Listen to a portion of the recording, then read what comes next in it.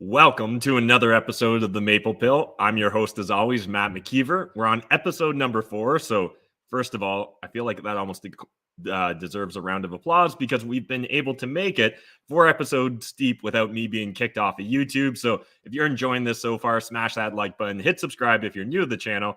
And before we actually dive into going down our daily journey of the 5 pills, that's the blue pill, red pill, black pill, clown pill, and then finally the white pill, I actually have just a couple update stories that I want to quickly hit with you guys and go through.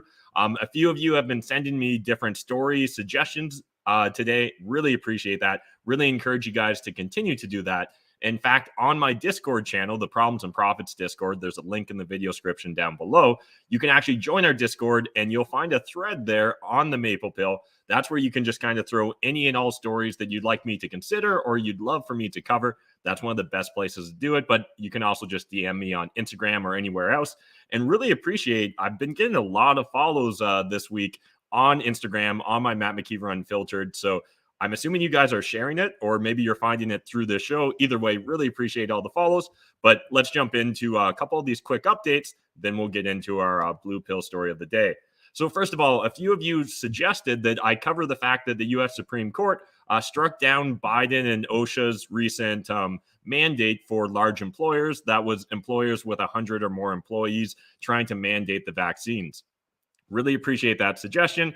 However, I'm not sure if it's an appropriate white pill story, and that's what you guys were suggesting it as, simply because it's maybe not as great as some of the headlines made it sound. So, one, if you guys aren't following Glenn Greenwald, really encourage you guys to do so. He puts out some great Twitter threads, and the one I want to hit on right now for you guys is simply looking at what's going on exactly, what the Supreme Court decision means, and whether it's really going to stop anything.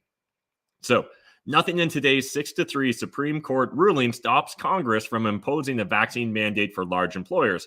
Congress is free to do so. The ruling is that since Congress did not, Biden and the Department of Labor don't have the authority under OSHA to unilaterally impose this one.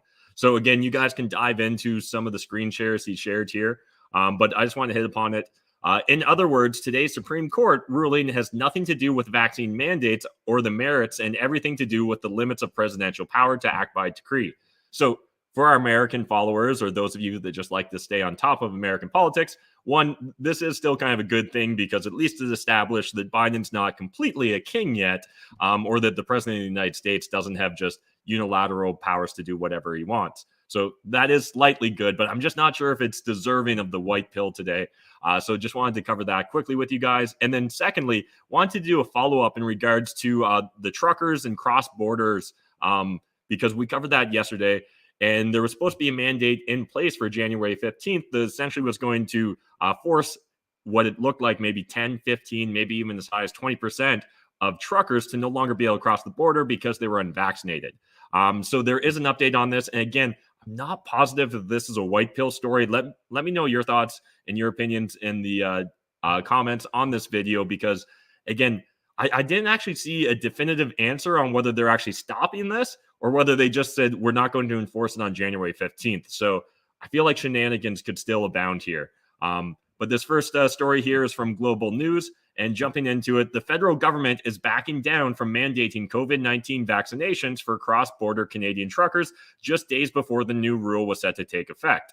So again, they're backing down, but what does that exactly mean? A spokesperson for the Canadian Border Services Agency told Global News Wednesday that unvaccinated Canadian truckers crossing the United States will remain exempt from testing and quarantine requirements after arriving in the country. Those requirements will, however, still apply to unvaccinated or partially vaccinated foreign nationals, including American truck drivers, starting this Saturday, spokesman Rebecca Purdy said. So this is important to understand. There still is going to potentially be an impact here to our supply chain, because it turns out there's a decent number of American truck drivers that aren't vaccinated that will still be stopped at our border. Going on further in the article, American Trucking Association chief economist Bob Costello estimates that just under half of the 28,000 U.S. drivers who regularly haul freight across the border will no longer be able to do so, posing a threat to the smooth supply of goods. So this still seems like, while this is maybe not as bad as it could have been, it also doesn't seem like all of a sudden we've got a silver bullet to our supply chain issues. And again, really encourage you guys to jump into and read this entire story. As always, links to everything we're going to cover are in the video description down below. One other point from Routers here that I just wanted to hit upon real quick. And that's understanding that the United States has signaled without providing details. And again, this is where things get murky, where they're like, we're going to do something, but we haven't like definitively stated it's going to happen. You can't actually like read and understand exactly what's going on. But the United States has signaled without providing details that foreign truck drivers will have to show proof of inoculation to enter the United States starting on January 22nd. So if both countries keep their respective bans on unvaccinated foreign drivers, thousands will be taken off the roads, creating the first policy measure since the pandemic began that could limit cross-border truck traffic. And so there's a couple things that I want to really hit upon here with you guys. And that's one, it's interesting how this narrative's evolving, where I feel like both governments, both countries now are just going to blame each other, where they're like, oh, well, we didn't really cause it. We just said that foreign nationals couldn't cross, but we're going to allow Canadians. And Americans are going to say the exact same thing. Oh, we didn't say that you couldn't cross borders. We just said that foreign nationals or Canadians couldn't cross the border. So this still feels like it's going to have a pretty big impact overall. The headline, I think, makes it sound better than it actually is. But again, I'd love to hear your thoughts, your opinions. Jump in that comment section down below. And maybe I'm misreading this. Maybe I missed the plot here, but I don't think this is going to actually have as good of an impact as likely a lot of you, and even I, when I originally saw the headline, was hoping. But again, maybe I'm wrong. In fact, hopefully I'm wrong. But anyways, let's move on to today's Blue Pill story. And the Blue Pill story of the day that I want to cover with you guys is in regards to the Ethics Committee and the summons of Duclos and Tam on mobile phone data collection during the pandemic. So when this originally got on my radar, I believe it was Blacklocks that I saw first reporting it. And they were just covering the fact that during the pandemic, health officials were accessing an aggregate cell phone data in order to understand like mobility and kind of like, human patterns of movement during the pandemic and lockdowns and things of that nature.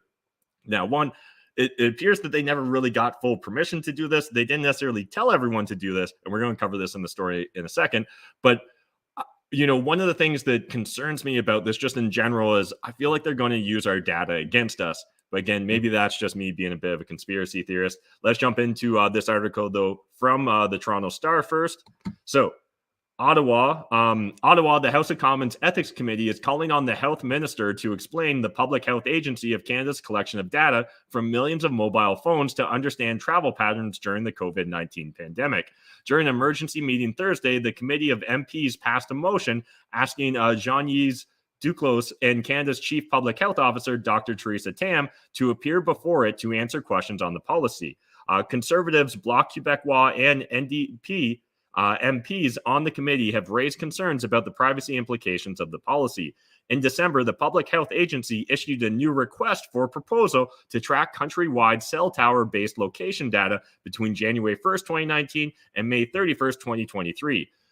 So a couple things here that I'd love to cover. So one, originally, the way this story originally broke when I saw it in Blacklocks, it was simply because this proposal went forward. So it's not like they came out and admitted what they were doing or told us what they were doing. It's just that this proposal for tender asking to get essentially a new provider for this information or to track it and aggregate it for them. That's how we originally learned about it. So again, I don't like the fact that we're kind of learning through back channels about these things. Addressing the committee on Thursday, he said the Public Health Agency had been collecting data without the knowledge of Canadians, effectively doing it in secret. And that was in regards to Bressad, who said that. And then jumping over to an article here from Global News. Again, one interesting aspect here is, but the document makes clear that FAC, which is Public Health Canada, right, intends to use the data beyond measuring how effective COVID lockdowns and other public health measures have been. So again, it's interesting that they're going to be tracking, or they would like to track this data through 2023. So we're only in 2022. We keep hearing that we're just about on the horizon of the turning point, the tipping point, where if we just get a few more people vaccinated, we'll have this under control. And yet the government plans to continue to track our data at least to 2023 if they get their way.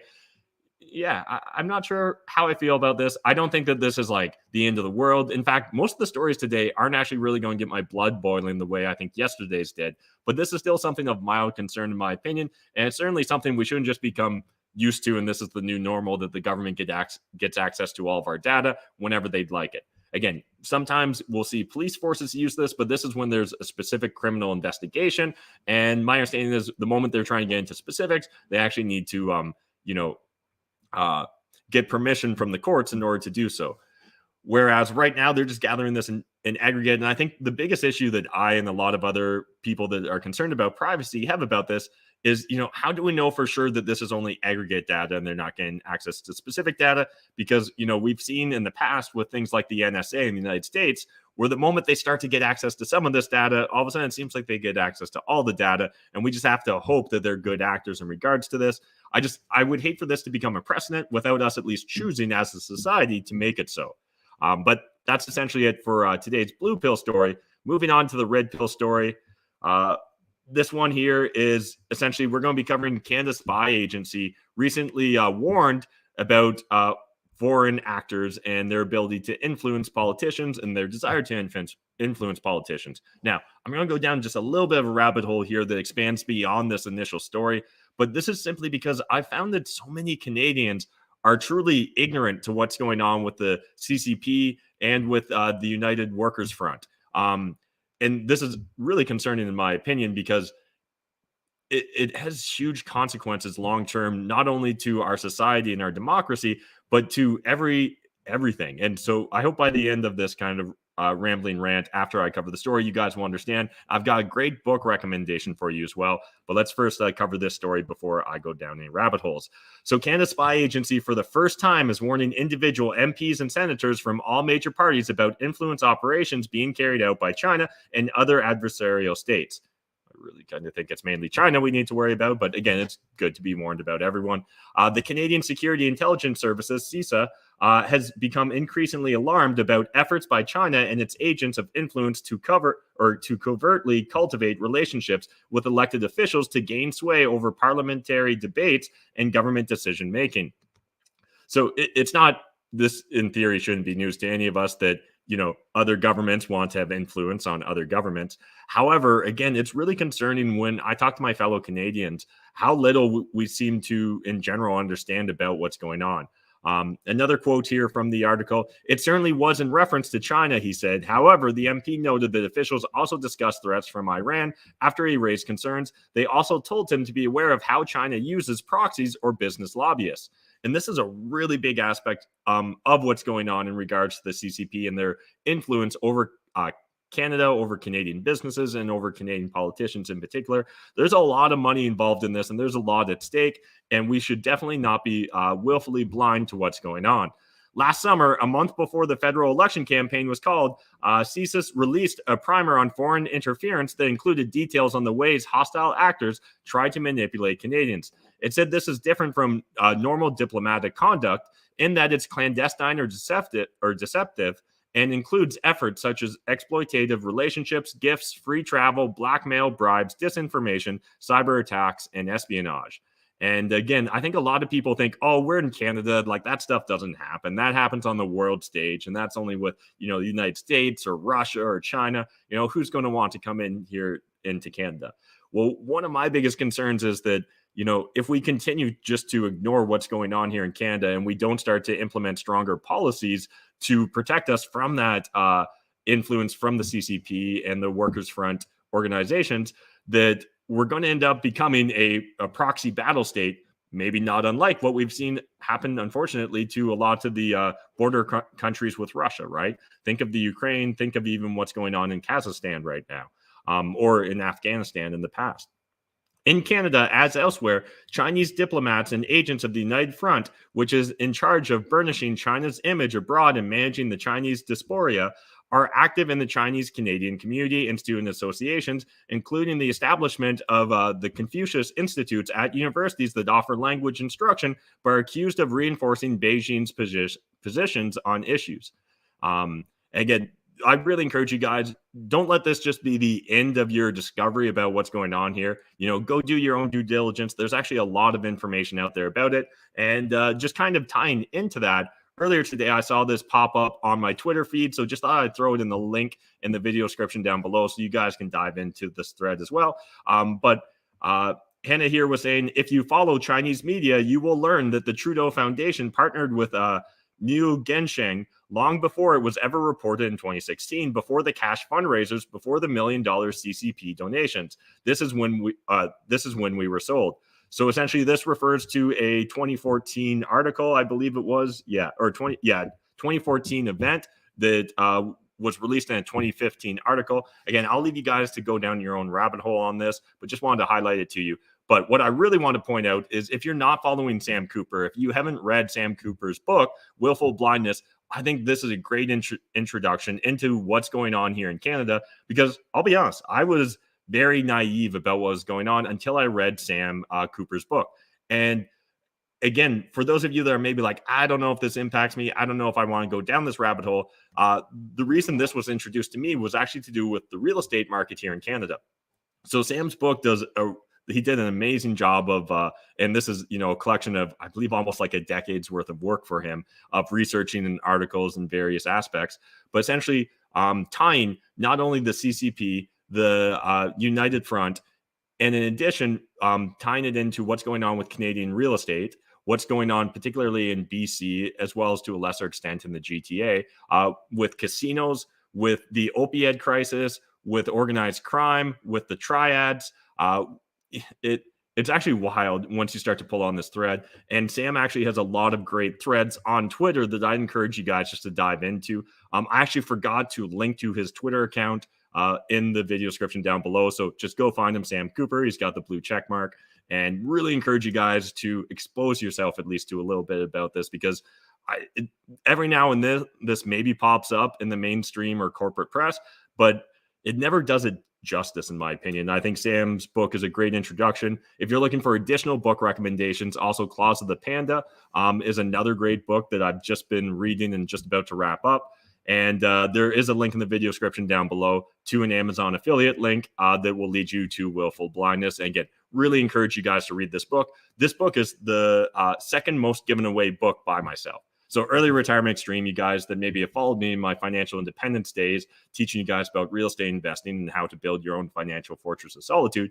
I've probably given away over 100 copies. I know I actually have of Early Retirement Extreme so far, but I've actually given away over 30 copies of Sam's book as well here. And I only discovered this book over the last year. I think it came out in 2021. So we can see I last purchased it on September 25th.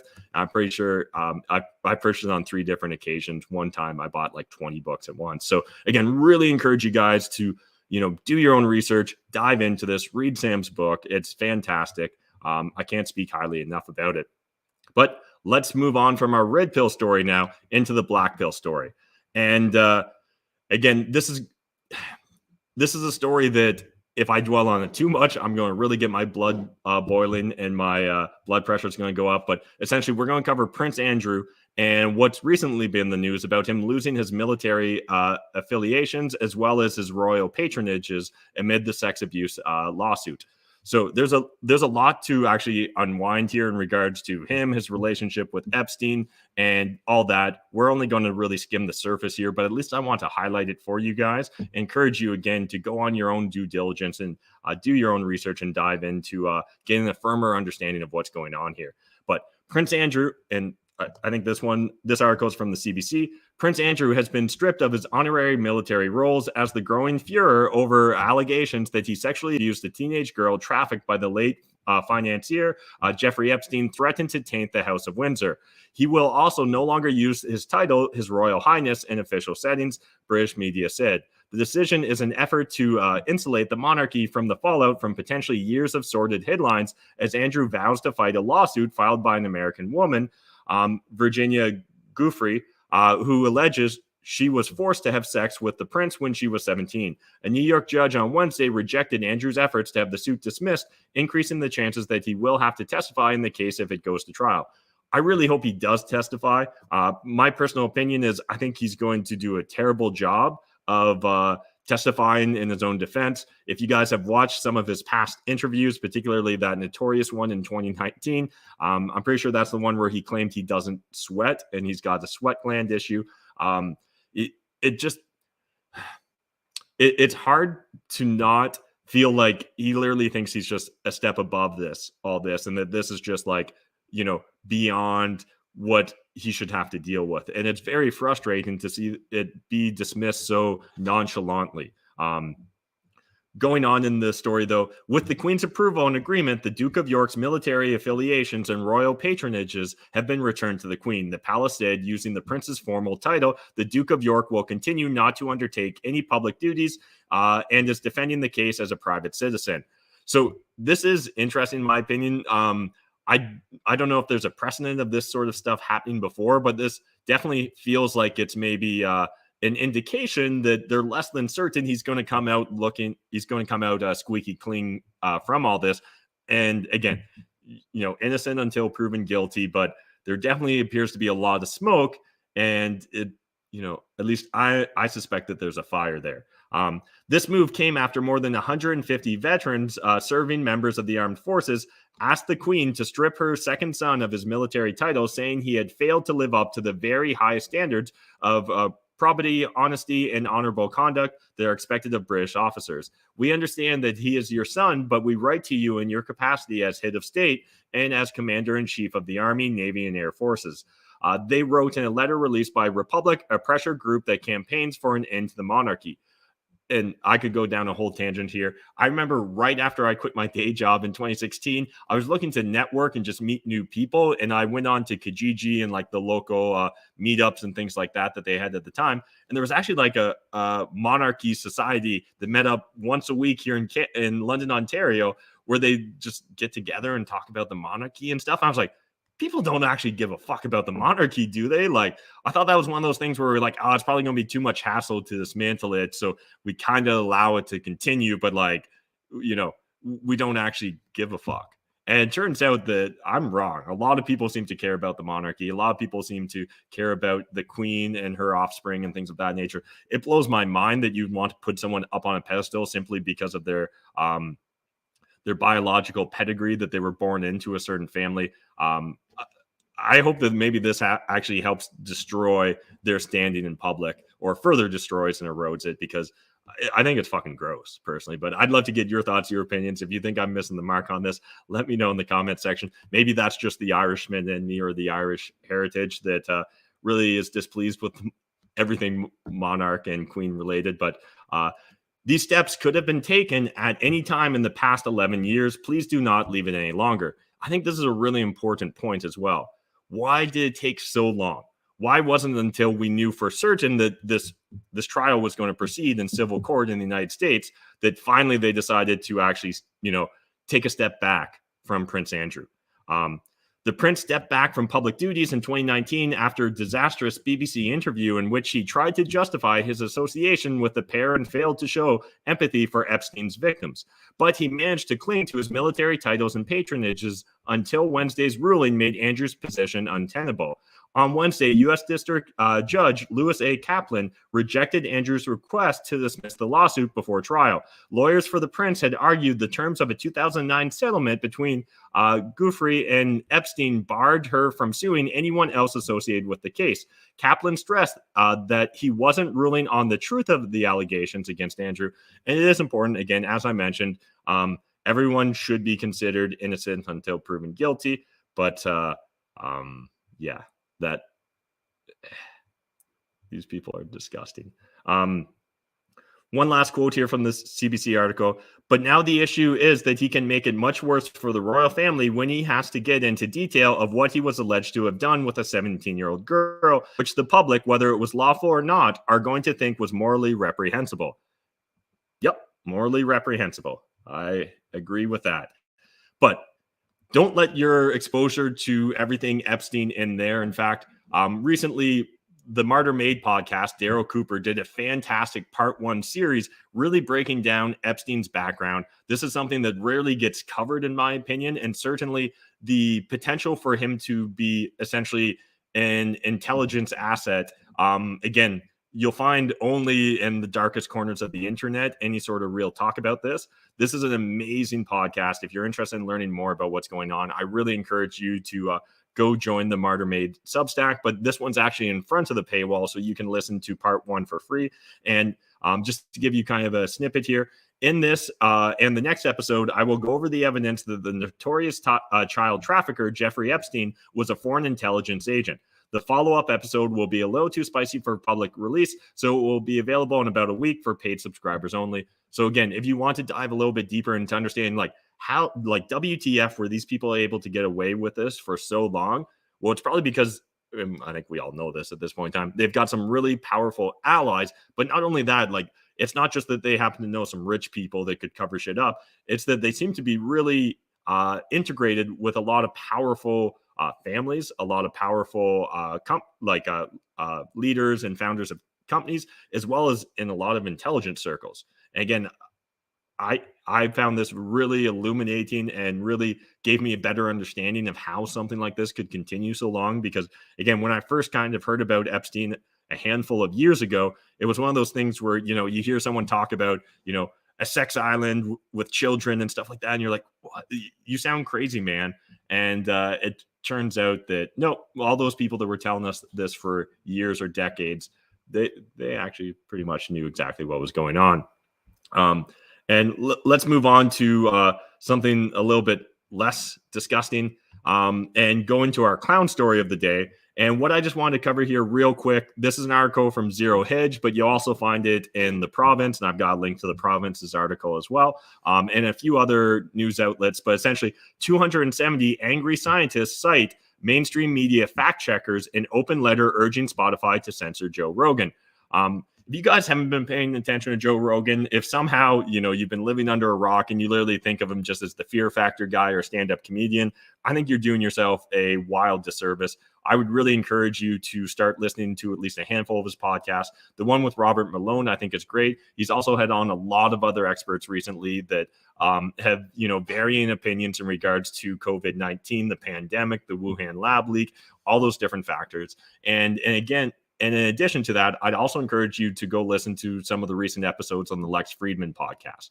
Again, I'm not saying that that's where all your research should end in regards to, you know, understanding counterpoints to the mainstream or corporate narrative, but certainly this is a good stepping stone in my opinion. And I love the long form conversation formats that both Joe and Lex take on their shows. And I'll leave you guys to really dive deep into the thread here laid out on Zero Hedge, but just wanted to highlight a couple pieces here. The links go to an Instagram slideshow and 3 mainstream media fact checkers, one of which doesn't even discuss Malone and just says his actions are not only objectionable and offensive, but also medically and culturally dangerous. And this is really interesting. We're often, and you know, we recently had the story break that Facebook said that their fact checkers weren't actually really fact checkers, but were opinions in order to kind of dance around legal obligations and things of that nature. And it's important we understand that, like, language matters. And right now we see a lot of people hiding behind language and simply trying to stretch definitions, reinterpret definitions and things of that nature in order for it to fit their narrative, rather than, you know, being transparent, truthful, all those things that, you know, I think we really care for, right? So, and of course, just 3 of the signatories are immunologists. Roughly 10% are nurses or nurse practitioners, and 33 are some type of assistant professor, nurse, lab, etc. In short, hardly any of these people are qualified to refute Malone, which is probably why they link to fact checkers instead of compiling their own response on the merits of what Malone said. And again, this is important. Like, I don't know. I'd love to get your thoughts and your opinions, but from my hot take, if you're using mainstream media fact checkers as your only source, and particularly the ones where they're citing things like, you know, it's medically and culturally dangerous, rather than actually, like, you know, referencing facts, data, things of that nature, like, you are clowns. Straight up, you're just helping us develop further and further into the clown world narrative that I see so often. And I think we touched upon this maybe earlier in the week, but just wanted to highlight, you know, Joe Rogan has become a cultural force that can't easily be ignored, that can't easily be canceled. And I think that's fantastic. And this is really just the beginning. And this is from Pomp's Twitter here, but essentially just highlighting that, you know, Joe Rogan appears to get 11 million viewers on the Joe Rogan Experience. And when you compare that to anyone else kind of in the news media circles, you know, he's blowing them out of the water. Even someone like Tucker Carlson, who's the next biggest, is, you know, a factor of like 3 or 4 behind him. And CNN's primetime average is what? I need to really zoom in here, but that's 0.82 versus the 11 million views per average show. So again, this isn't, I guess it's important to understand, even if you maybe don't love Joe Rogan, whether you think that, he's just the crazy fear factor guy, or you think he's paid opposition or something like that, or controlled opposition, I should say, understand that he does have a outsized influence on the general cultural narrative. And while, the corporate press, they've got some certain prestige, and I've started hearing people refer to them as the prestige media as well, which I think is an interesting label to apply to them. But they're becoming more and more irrelevant. And as they continue to try and cancel other people's voices rather than explore and, challenge them on facts and truth and things of that nature, rather than doing that and just trying to quiet anyone that doesn't agree with the mainstream narrative, I think we're going to really see more and more of us shift towards these alternative sources of news. I personally don't think that's a bad thing, but again, love to get your thoughts, your opinions, and your hot take on Joe Rogan, Lex Friedman, and a lot of these other individuals that sometimes are grouped together as like, the intellectual dark web or the intellectual dark web 2.0. But let's move on from the that story, and let's move on to just realized here, did I mess up and not get a black pill story? Oh no, we already did the black pill. Moving on to the white pill story, and I've got a couple here for us to cover today. None of these were like amazing white pill stories, but I think there's, together they kind of make for a good overall white pill for us to swallow in these crazy times. So the first one I wanted to cover was that Quebec appears to at least be lifting the COVID-19 curfew coming this Monday. So that's fantastic. I'm really happy for Quebecers and Montrealers because it made no sense, in my opinion, in the first place, that from 10 p.m. 5 to 5 a.m. you had to be locked in your home and couldn't travel. But Quebec's premier said Thursday the COVID-19 curfew he imposed across the French-speaking Canadian province in December will be lifted on Monday. Premier Francois said the order can be ended because health officials estimate the COVID-19 related hospitalizations are expected to peak in the coming days. Legal also announced that the province's vaccine passport will be extended to big box retail stores, except for grocery stores and pharmacies. So this is one of those things where whenever it seems like we slightly get a white pill, there's always still a little bit of taint in that white pill. And that to me is the taint here, is essentially that, while they're going to be lifting the curfew, they're, expanding their vaccine passport system, which, again, really makes no goddamn sense, in my opinion, seeing how we know that it really doesn't impact transmission, particularly with these new variants. But moving on to another white pill I want to quickly cover with you guys, and please don't put all your eggs in this basket of hoping that, marijuana or the study by the Oregon State University finding cannabis compounds prevent COVID entering human cells as the end-all be-all or the silver bullet to ending the COVID-19 era of lockdowns and mandates. But I got a kick out of this. And certainly, if it turns out that weed is the answer to COVID-19, well, one, I'm pretty sure that God's trolling us. And two, I guess if it's the apocalypse, I'm pretty sure me and Jesus are going to turn out to be BFFs if weed was always the answer. But anyways, a study conducted by researchers at Oregon State University has found that cannabis compounds prevent COVID-19 from entering human cells. Freeman said in a press release that the acids that block COVID are found in hemp extracts, which do not get people high. The acids were found to bind to the SARS-CoV-2 spike protein and block a critical step in the process the virus uses to infect people. So again, just kind of thought that was interesting or funny or whatever. But like I said, it's not really the silver bullet of a white pill story that I wanted to bring to you guys today. But finally, the last little bit of the white pill I want to share with you is just Ron Paul. And honestly, if you guys have never discovered Ron Paul, I think he's amazing. I originally discovered him, I think, back in 2005, 2006. Really got on the Ron Paul revolution bandwagon in 2007 and 2008. But the reason I think that Ron Paul is a white pill for us is the fact that, I don't know, he appears to be the only consistent, honest politician with a real track record. And now he's no longer actively in politics, but go back and look at his record. He's very consistent with his approach and his opinions. And maybe you don't agree with all of them. I'm not going to say I agree 100% with all of them, but I really appreciate someone that's truthful, open, and honest, and consistent, at least. because it just seems to be so rare these days. And one article in particular where Ron said we need a revolution. So a recent Washington Post University of Maryland poll found that 34% of Americans think violent action against the government can be justifiable. This view is held by 40% of Republicans and Democrats. The results may seem surprising since leftists have been responsible for much of the recent politically motivated violence, and many Democrats have called for violence against Trump supporters. However, the cultural Marxists appear to have temporarily ceased using of violence as a tactic. Although head President Trump won re-election, it may well have been that Antifa members inside the Capitol on January 6th trying to stop the steal instead of the other way around. The rising support for violence against governments is growing and justified belief that the people's liberties are being taken by a ruling class that is indifferent at best and hostile at worst to their values and concerns. Yep, appreciate Ron calling it like it is. And I guess I'd love to just kind of ask you guys today, while we wrap up today's stories, is essentially, what are your thoughts? What are your opinions? Can violent action against the government be justified? And if it can't, because you believe the government right now is good, or does that hold for any government?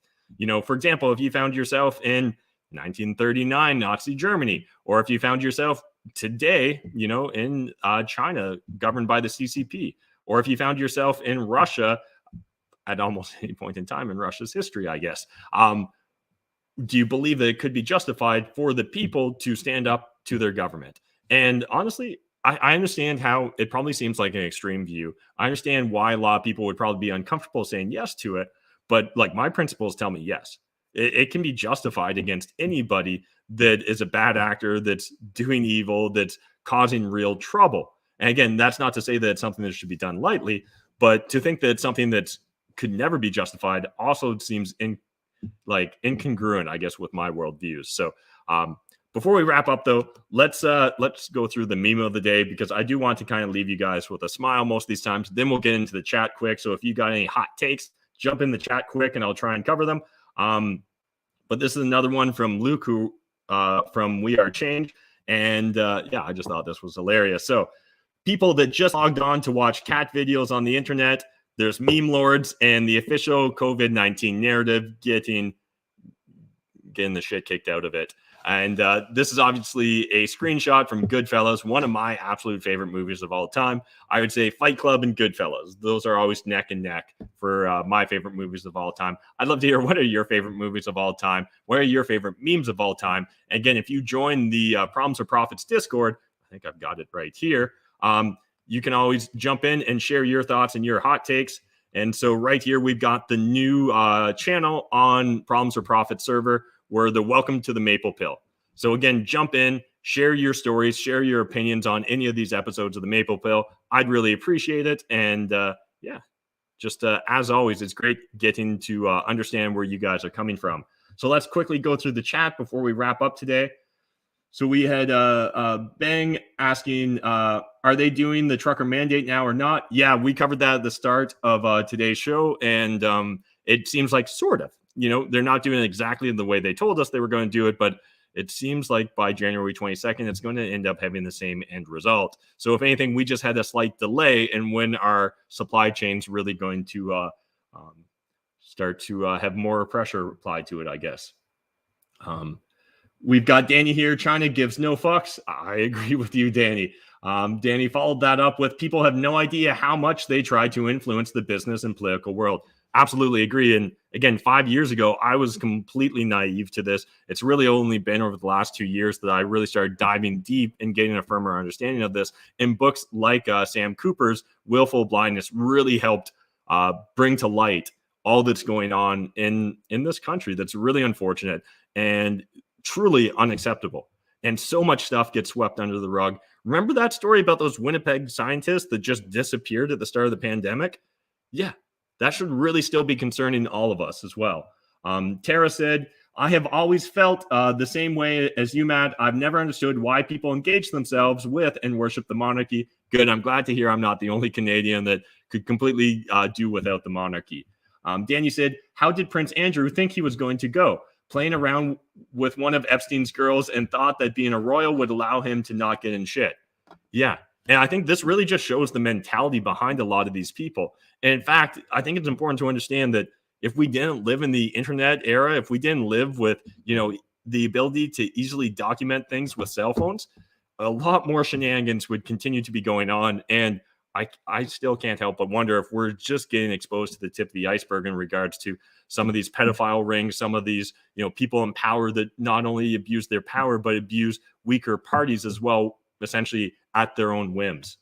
Graham said, the royal family stripping Prince Andrew of his titles is a good indication that Andrew is going down. Typically, they circle the wagons. Yeah, 100% agree, Graham. And it seems like up until literally they knew he was going to have to go on trial to defend himself, they were willing to give him the benefit of the doubt, or they were willing to try and extend that courtesy to him. Danny saying, love Joe Rogan.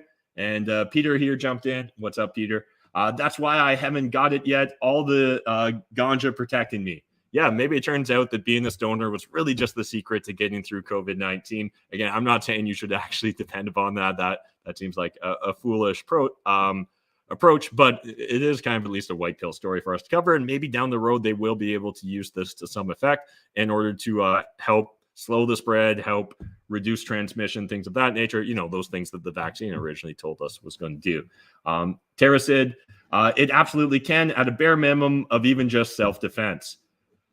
All right. So really appreciate you guys sharing your opinions with me today. As always, smash that like button, hit subscribe if you're new to the channel, and we'll be back here tomorrow at 7 p.m. Eastern Standard Time. Really appreciate those of you that are giving this new show a shot, and those of you that are sharing it, those of you that are checking it out on Rumble. Again, really appreciate that, because we both know my days on YouTube are numbered, but we'll make the most of it while I can still be on the main social media platforms. And again, jump in that Discord, share with me your thoughts, your perspectives. I really do appreciate it. And 7 p.m., same time, same place. Thanks, guys. We'll see you in the next video.